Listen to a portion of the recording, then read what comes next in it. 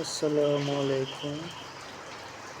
আপনারা সব কেমন আছেন? আশা করি অনেক অনেক ভালো আছেন।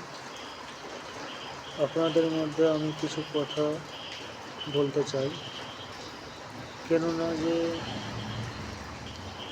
আমার মাথার মধ্যে অনেকগুলো কথা ঘেরে ফেলেছে। কেন যে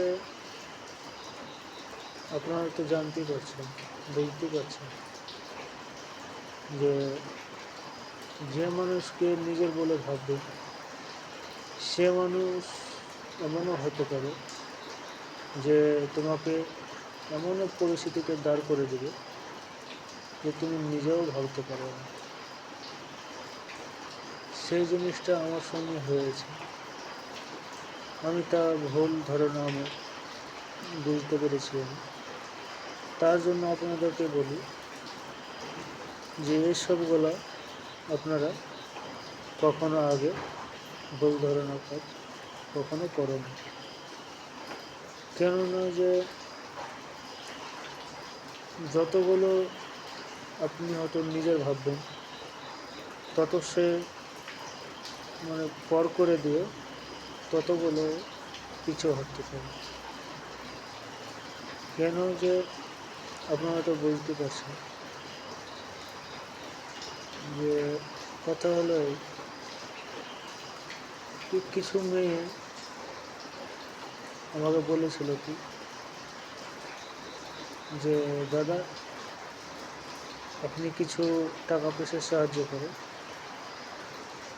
পারলে আমিও সাহায্য করব আপনাকে। এখন আমার অসুবিধা আছে, আপনি কিছু টাকা পয়সাগুলো সাহায্য করেন, আমিও পরে আপনাদের সাহায্য করব। তো আমি ভাবলাম যে ঠিক আছে, আমরা তো সব মানুষ, একের পর এককে আমরা হয়তো মজবুরি না বুঝবো তো বুঝবে কে, তাই না? কেউ মজবুরি বুঝবে না। তো ভাবছিলাম কি ঠিক আছে দেবো আপনাকে, আমি যা পারি। তো আমি যা পেরেছি তাই দিয়েছি। তো পরে সে এমন ব্যবহার করলো যে বলা যাচ্ছে না। কে নিজের মারপেটে বোন এতটা ভালোবাসে সে ব্যবহার করেছে আমার সঙ্গে। বেশ আমাকেও অনেক ভালো লেগেছে।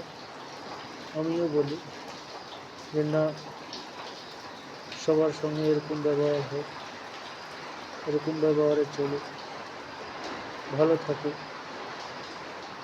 তো আপনাদেরকে বলি আমি, কখনো আগে কেউ মেয়ে ছেলে যদি টাকা আনতে আসে কখনো ভুল ধারণা ভাবো না আপনারা, আর দিও না।